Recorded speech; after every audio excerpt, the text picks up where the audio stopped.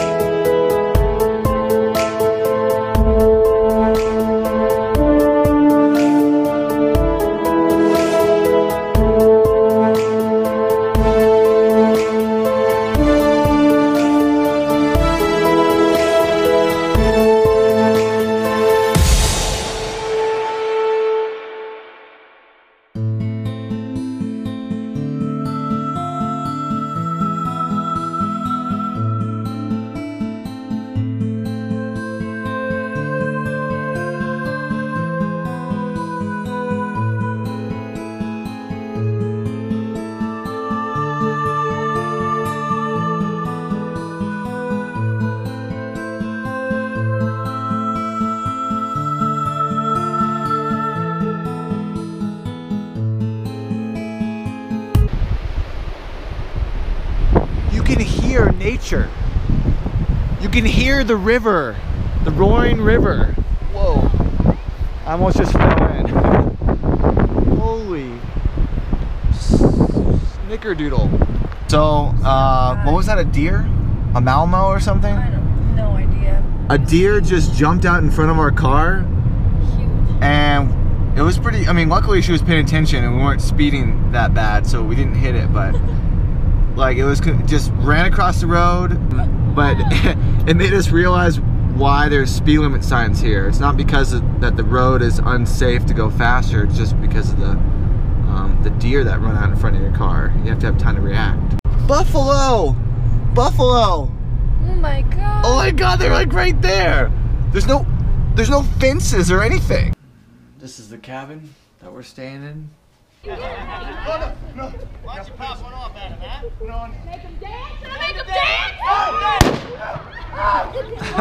when my daddy gets back here, you'll be sorry!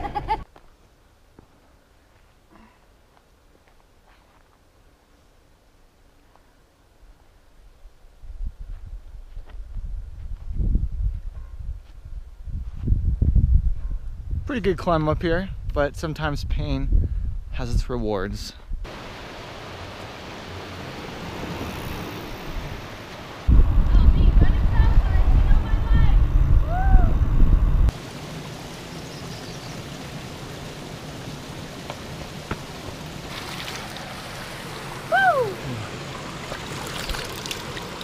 Isn't that awesome? That's really good, yeah. Nothing quite as refreshing as jumping into that ice cold water. Mountains in the background after running, you know, 15 miles. Oh man, magical.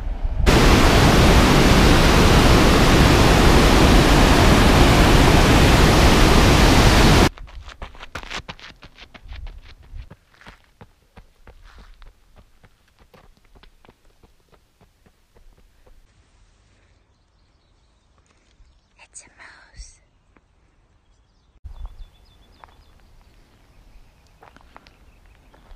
There's a second one.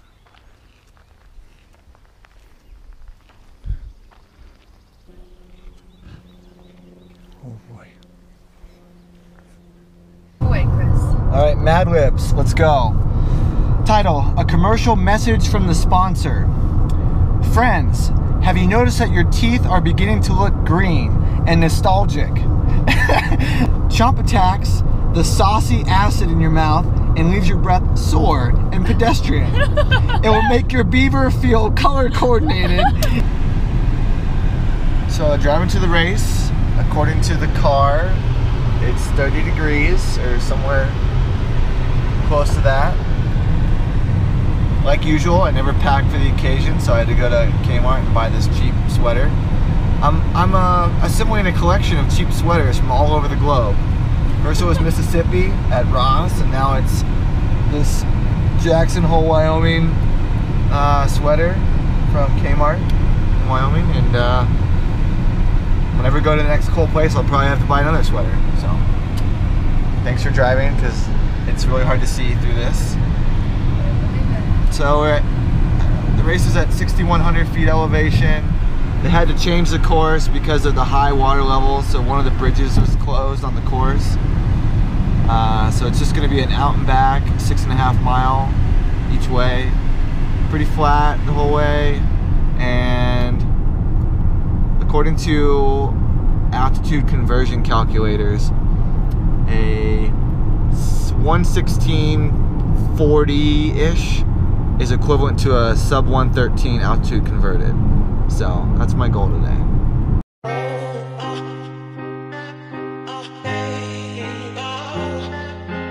Dancing on the beat.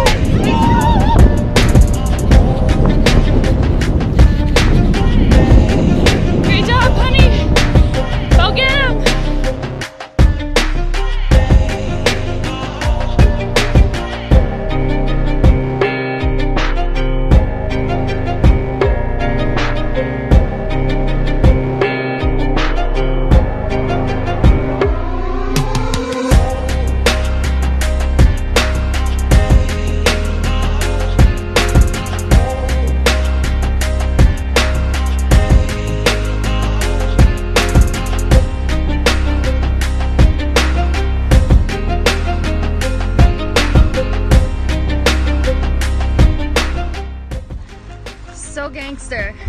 Wins by 8 minutes. I'm sick of the cameras, honestly.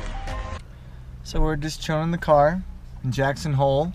Walked downtown a little bit, drinking some booch on ice. Very, very refreshing. And, you know, just relaxing after the race. And, you know, Shruti's telling me how sore her quads are. I mean, driving 13 miles, it's no joke, you know? So, very, very proud of you. Very proud of you. You know, it's really unfortunate that, like, the runners all get finishing medals, but the spectators don't, because they're working just as hard as us. You know, filming and cheering and standing out for 2 hours waiting for the awards. Like, they should get a medal too. I want to, like, write a petition to somebody. I don't know. But look at this medal. I mean, this medal captures Wyoming, Jackson Hole, Wyoming. It's amazing.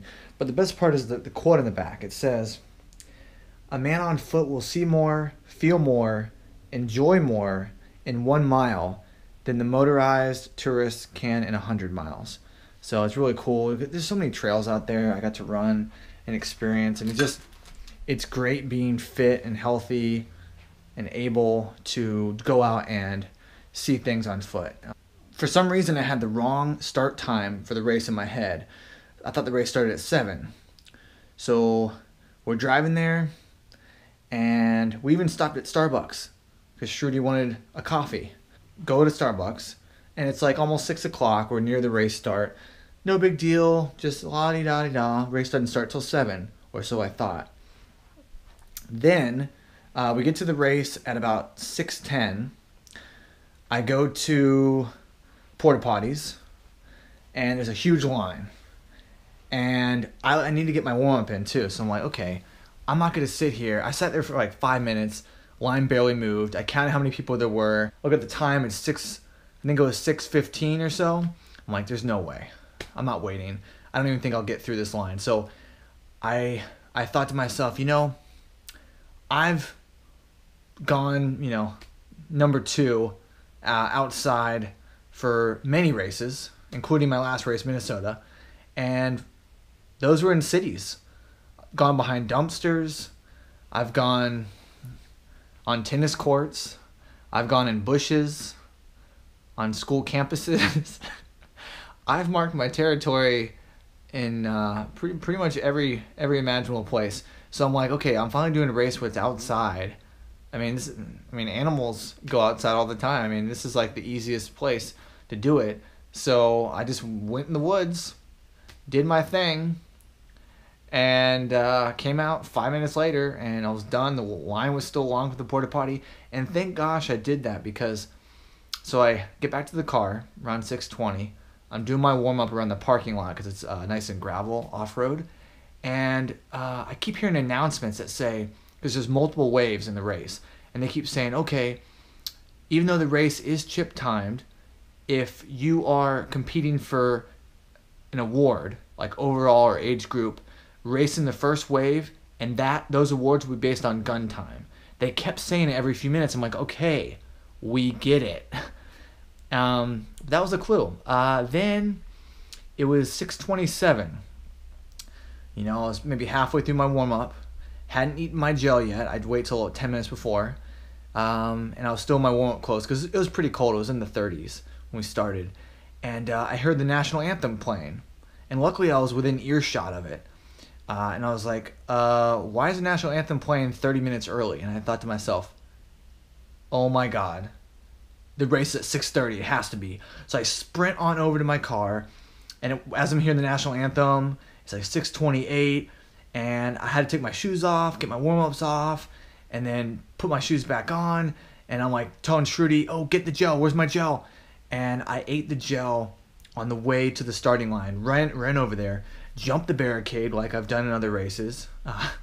And I got there I was pretty impressed actually. I got there at 6:29. The race started a couple minutes late, so I had time, luckily.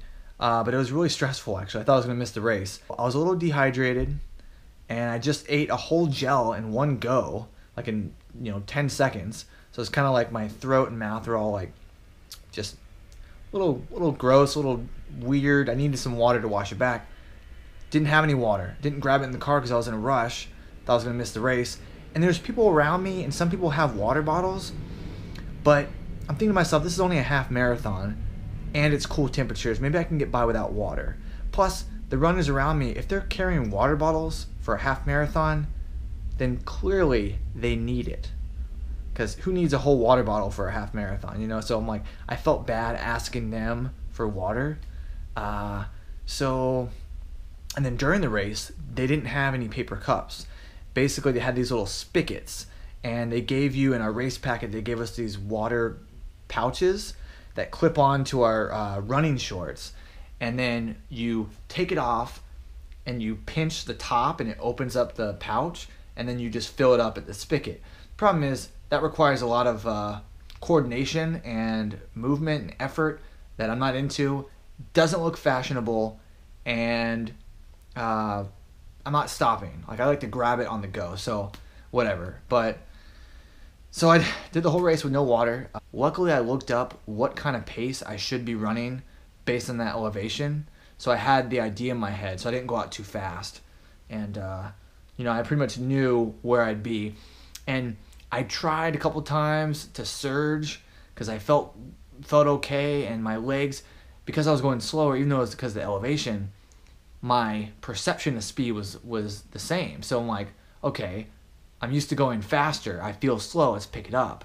And then every time I tried to surge, I felt it in my lungs. I'm like, okay, you know, this is at, you know, 6,200 feet elevation. I need to back off. But you always try to beat the calculators. All the race predictors, the Macmillan calculators, you always go, they don't know me. They can't classify me. These are based on the, you know, the numbers of average runners. But I'm not average.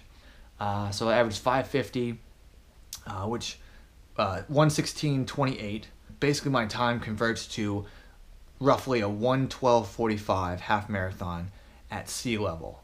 Now, that doesn't mean that I can actually run that at sea level. That just means that I have the cardio to do it. But you still have to run that fast. But it was a good sign. The good thing is I ran a strong time, and I got a sense of perspective to how my time, what my effort really means, even though the time was slow. And I felt good, except my legs, around 10 miles, 9.5, 10 miles, my legs started feeling like rubber noodles. Like just,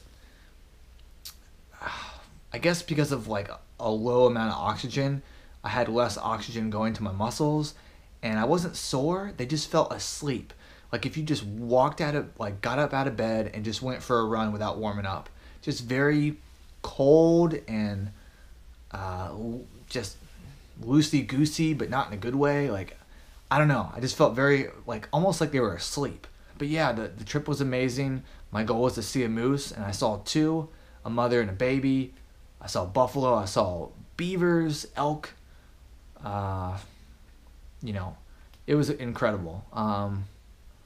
It really, I ran my favorite trail I've ever run was my last day around Jenny Lake, which I posted on Strava if you guys follow me on Strava, but it was just amazing. It really was.